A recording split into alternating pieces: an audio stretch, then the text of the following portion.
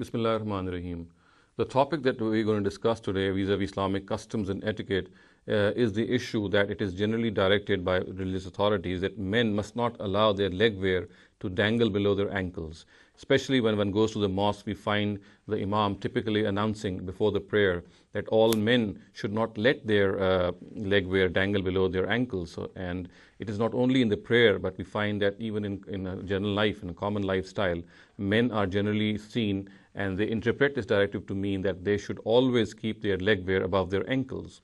Now, we find a directive of the Prophet also in this regard. Of course, the Quran is devoid of any such directive. It is ascribed to the Prophet Muhammad ﷺ that he is reported to have said that the Almighty would not look with favor towards people who let their legwear dangle below their ankles in this world. So on the basis of this narrative, this is construed that men must always keep their legwear above their ankles. Now, we need to understand this directive of the Prophet, this ascription to the Prophet in its proper perspective. Now, if we do so, we'll find that the Prophet is actually applying a principle which is clearly mentioned in the Quran, clearly enshrined in the Quran. He's applying that principle on various manifestations of that directive. And that principle is that arrogance and haughtiness and anything which gives the impression of arrogance and haughtiness should be avoided. The Quran has prohibited arrogance and haughtiness. It is a grave and a heinous sin. And so therefore the Prophet in his own times prohibited all such manifestations which exhibited and displayed this arrogance and haughtiness. Now, the apparel of the Arabs in those times, particularly the villagers, would be such that their legwear would dangle below their ankle, not only below the ankle, but it would drag behind them, and it would give the impression of rogues and ruffians and people who are very arrogant. So prohibiting this was essential, and the Prophet did so.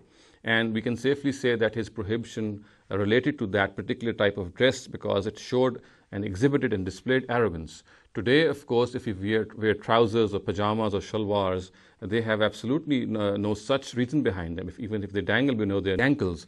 So therefore, it is absolutely certain that what the Prophet said related to a particular type of dress which was worn by the Arabs of those times.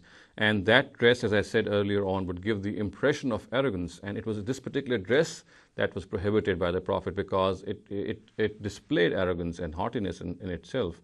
Now, if we look at this directive, we'll find that it has no bearing on the shalwars or the pajamas that we wear today because there is no such impression of arrogance found in them, even if they dangle below their knees.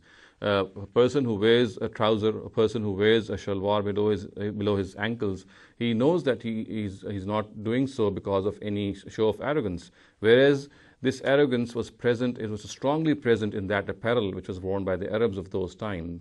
So we can safely conclude that if today men wear dresses or clothes in which their legwear dangles below their ankles, then there is nothing prohibited about it.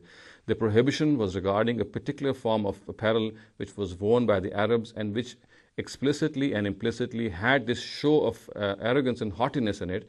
And we know that the shalwars and pajamas and trousers of today, which are even worn such that they dangle below the ankles, they do not have any ring or impression of arrogance or haughtiness in them. So therefore, if we wear these pajamas and shalwars such that part of them dangles below the ankles, then this would not be prohibited at all. أقول قولي هذا واستغفر الله لي ولكم ولسائر المسلمين والمسلمات.